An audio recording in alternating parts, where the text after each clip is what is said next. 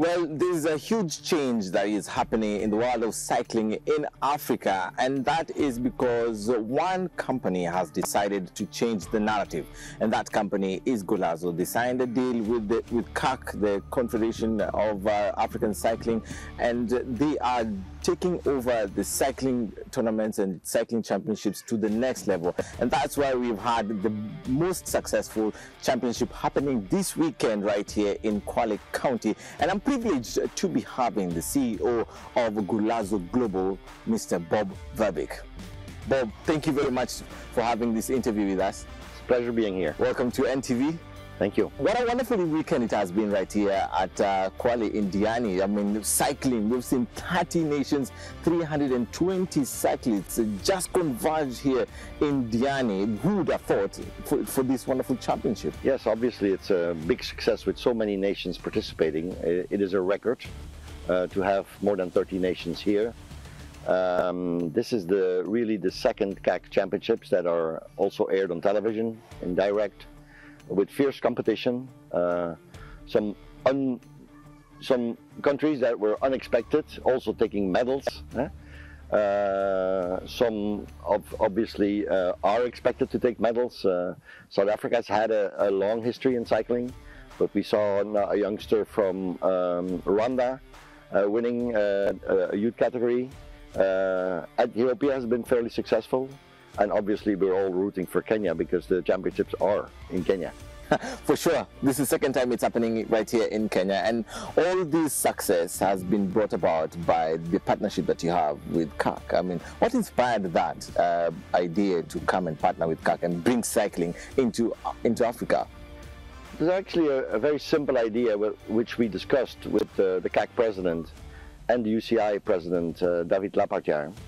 Traditionally, cycling has been almost a Western European affair, with many races being held there, with the European Championships being almost the equivalent of a World Championship. So that simple idea brought us to say, why do we not take this idea of bringing a high-level competition to Africa every year, the African Cycling Championships, for the categories that we know, time trial and roads, and men elite, women's elite, and youngsters. And we are also surprised by the success. It is indeed, we still have a bit to go because there are over 50 countries in Africa, so 30 or 31 is good, but I think it's shown also the federations that these African championships are organized at the highest level. Their riders are welcomed in good conditions, in safe conditions, and they can take publicity from the fact that it is aired all over the continent. So what's the plan? What's the short-term plan for cycling now that you have this partnership, and maybe the long-term plan for cycling? The short-term plan actually is to build a strong relationship between our companies of Golazo in Africa and the African Cycling Federations. That is to strengthen the ties with those federations, then to discuss with those federations what their exact needs are, and then to bring not only championships to the continent, but also bring more day races to the continent, so that African riders will have the opportunity to race at the highest level on the continent. That will bring forward the sport massively. And that's the biggest challenge that we'll be having in Africa, is getting those races. For example, in Kenya, we don't have plenty of races. So how exactly can Kenya get to the level of maybe, let's say, South Africa or even our neighbors, Rwanda, who sort of have a head start at the moment? I think an important fact is that cycling has a number of disciplines. So you have, here we are at the Road Cycling Championships, but also we have mountain bike championships. We have now gravel championships. It is also to bring those other disciplines in cycling into the country. Then to work very closely with the Kenyan Cycling Federation, and at the same time with NOC, because we may not forget, you know, you can also win Olympic medals in cycling.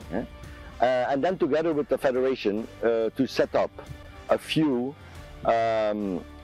centers, training centers, expertise centers. In my idea, probably you would need 3 or 4 in the country, because unlike maybe running where everything is centralized in the area of Eldoret and around, mostly I would say 70 or 80% of distance running, with cycling you would have to look at the country as a whole.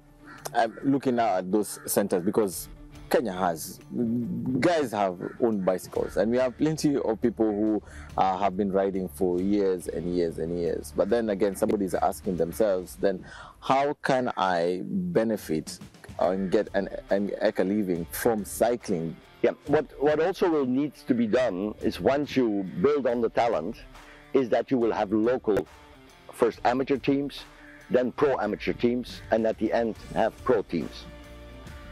Because when you're building up as an athlete and you're starting to get medals, and we have seen that, you know, Africa now has had the first green jersey in the Tour de France with Binyam Girmay. Eritrea has been good in cycling for a number of years.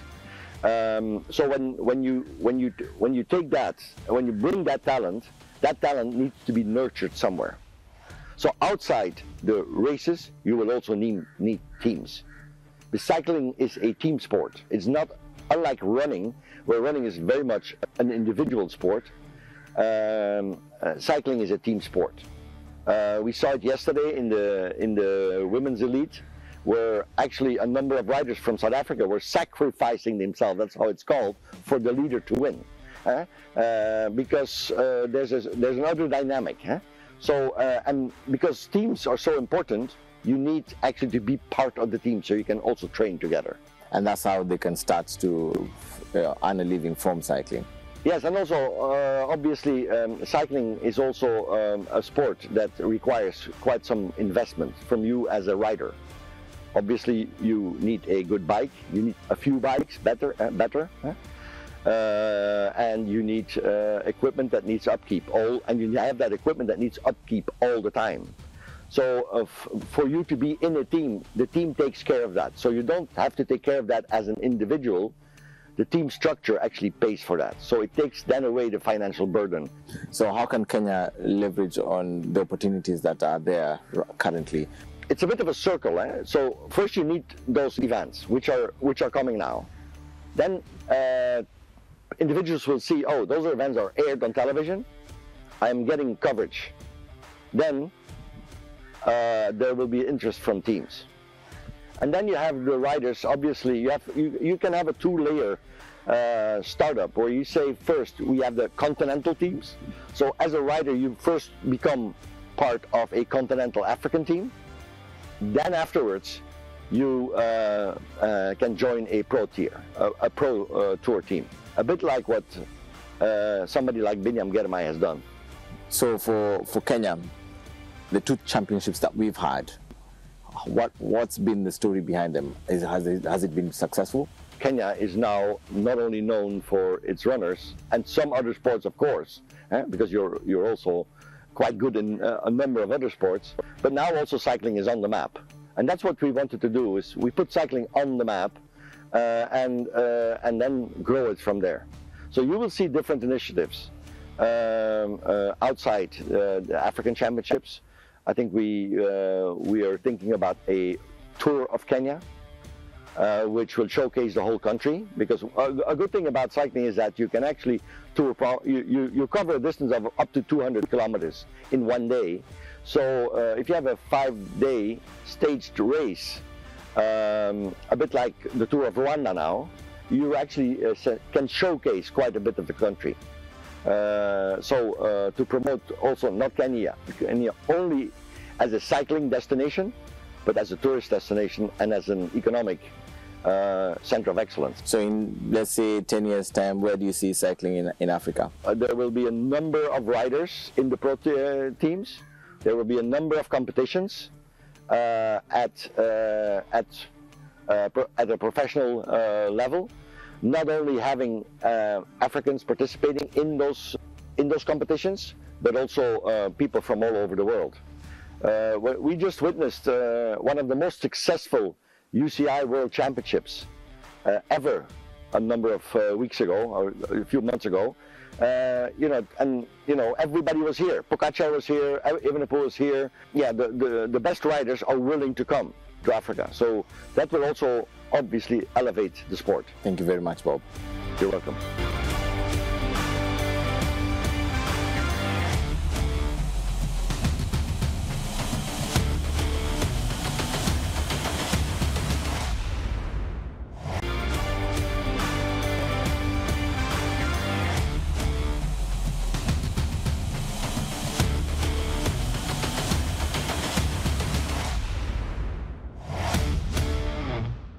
320 athletes from 30 African countries have gathered right here in Diani, Kwale County for one special occasion, and that occasion is the CAC Road Race Cycling Championship.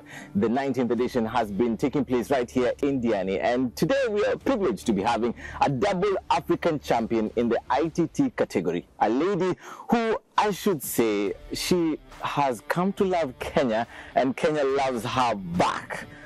I'm privileged to be interviewing today Lucy Young, double African champion, all the way from South Africa. Lucy, how are you? I'm very good. How are you? I'm good. Nice to see you. Lovely to be here. I absolutely love Kenya. It's my 4th time here, and every time I come, I love the people, I love the scenery. I feel like this is my second home. Actually, the next thing I was going to tell you, we just have to buy you land over here, get you land somewhere here in Kenya, and you become a Kenyan citizen. I would not be upset, but then I wouldn't know where to choose. Don't worry, we'll choose the best place for you. Congratulations on becoming a double African champion. How does it feel? How have you sort of internalized everything that has occurred in the past 4 days? It's a feeling I don't think you can describe. You work hard, the anticipation, the lead up to it, and then when it actually happens, that feeling of just being proud, being just patriotic to your country, it's a feeling you can't describe.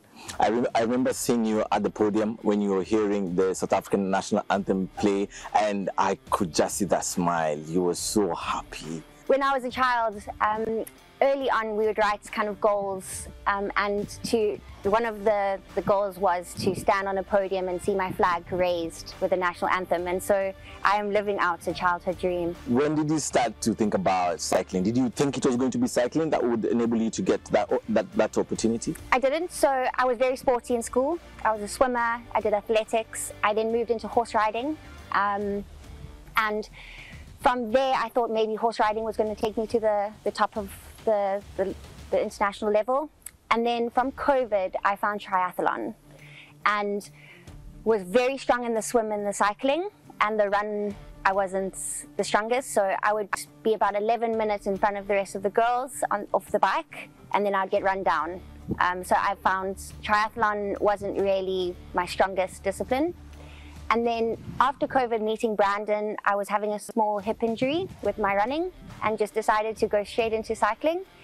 And from about 2023, I focused solely on cycling, and it's just ended up being the sport that has taken me to the top. Yeah, taking you to the very top when it comes to ITT racing, and so far so good. Last year you came to Kenya, you became an African champion. How was it for you in the first edition right here in Kenya? Yes, so I did African Games. That was my first international kind of experience in African racing. However, the Eldoret African Championships was my first race where I felt I was competitive. I did, however, have Ashley Moolman-Pasio, who is very well known. She's a Tour de France jersey winner. So there was no expectation to be a winner, but I just did my best, and it was incredible to have taken that title. That for me was a surprise and just a dream. So how did you manage to replicate that performance again right here in Diani? Totally different environment. We're in the low altitude and Eldoret is high altitude. Defending a title is very different to kind of being an underdog and getting a title. And it just comes down to consistency. You must wake up every day, you train, your nutrition, obviously having Brandon as my partner who is also a cyclist, that is very helpful. You keep each other accountable, you motivate each other. So yeah, so defending the title this year was something that was just, it had to be something I worked for. Eldoret, the challenge was the altitude. However, coming from Johannesburg, we are high. We have about 1,800 meters above sea level. Coming down to Kwale, to Uganda, the sea level wasn't the challenge, but the heat. So I wasn't expecting the heat to be so hot. I think the humidity played a part. When you're doing ITT, you have aero suits and helmets, so you don't get a lot of air. So the heat was something I was worried about. My heart rate was much higher than what I'm used to. However, the performance and the numbers, they were the same. ITT, of course, is the individual time trial, and of course the road race is different. How do you compare both of them, and which one suits you more? So they're very different. An ITT is just you and the time. It's the person who is the fastest from point A to point B. Road racing, it is tactics, it is teamwork, it is decision making. If you are feeling good in one moment and bad in one moment, and someone's feeling good in that moment, you are bad, you can be caught out.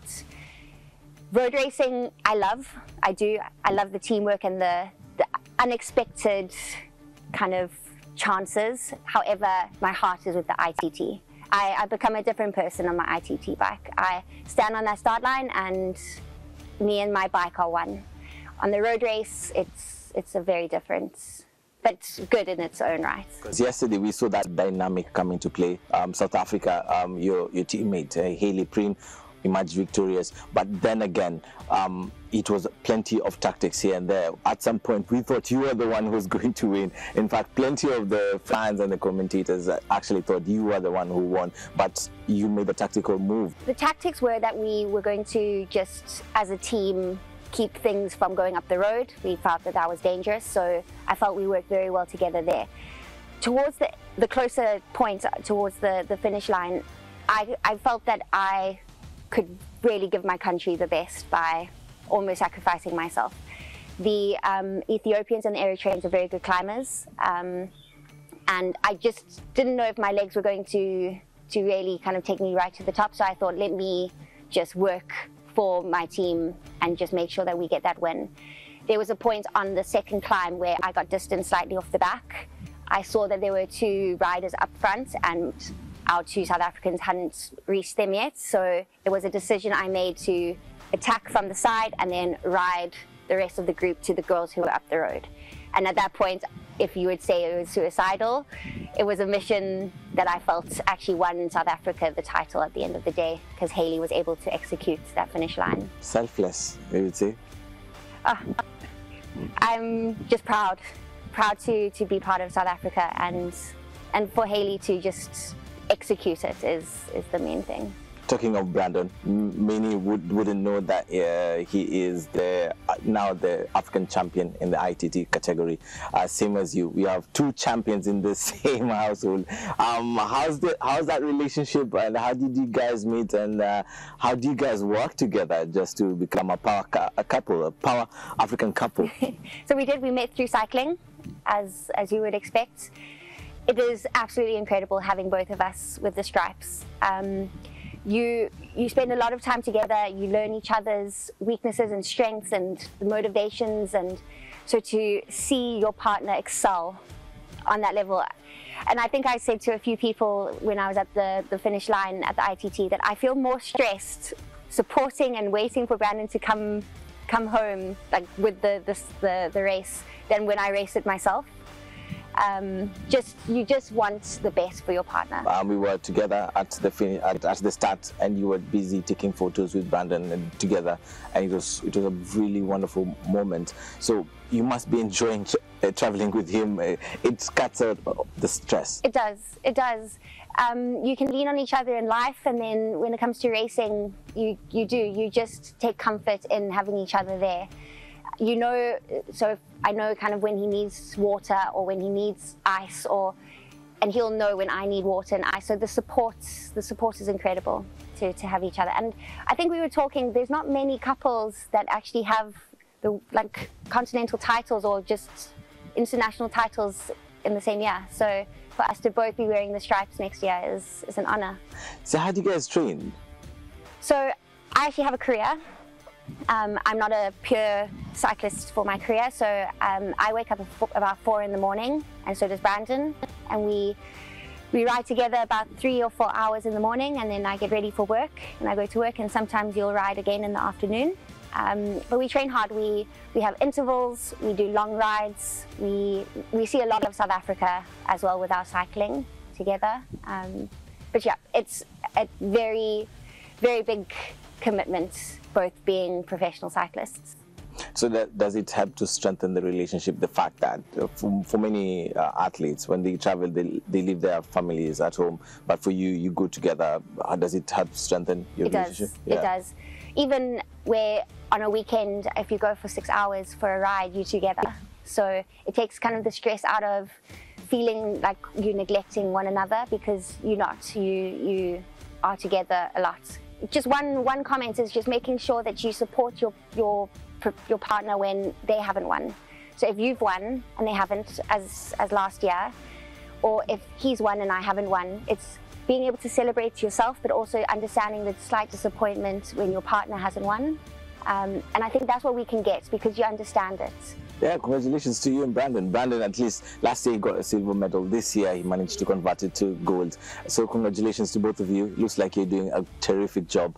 And when it comes to African cycling, where do you see African cycling? Because it keeps getting better and better. This year's edition, we have 30 nations. This is the biggest we've ever had. And when you look at the other African countries that are coming up, Eritrea are doing well. Rwanda are coming up really well. North, we have Algeria, we have Egypt, and south, we have South Africa. But we also have Zimbabwe, who are really strong when it comes to cycling. What's the future? I think it's definitely on the up. I've only been kind of in the cycling world since about 2023, but from what I've seen, it's incredible. You have a lot of Africans now on a world tour level. Kim Lecourt, she showed that an African can win at the Tour de France. She was in the yellow jersey. You have Henok and Gemai, who are also showing on a men's level that there are really strong Africans who are at an amazing world level. Rwanda hosting the World Championship. So I was there. I wasn't competing, but I was there supporting Brandon, and it was the most incredible World Champs. And that was my first World Champs to witness. However, from the Europeans speaking about the World Champs, they just said Africa put on an incredible event. And I feel that it's definitely something that other African countries can aspire to. And then for me, I've raced in Namibia, I've raced in Ghana, obviously Kenya, lots of South Africa, and the racing is good. It really is. So I think African racing it's in my eyes just amazing. Oh, thank you very much, Lucy Young, for this wonderful interview, and we wish you the very best in your future endeavors. Thank you so much. Thank you.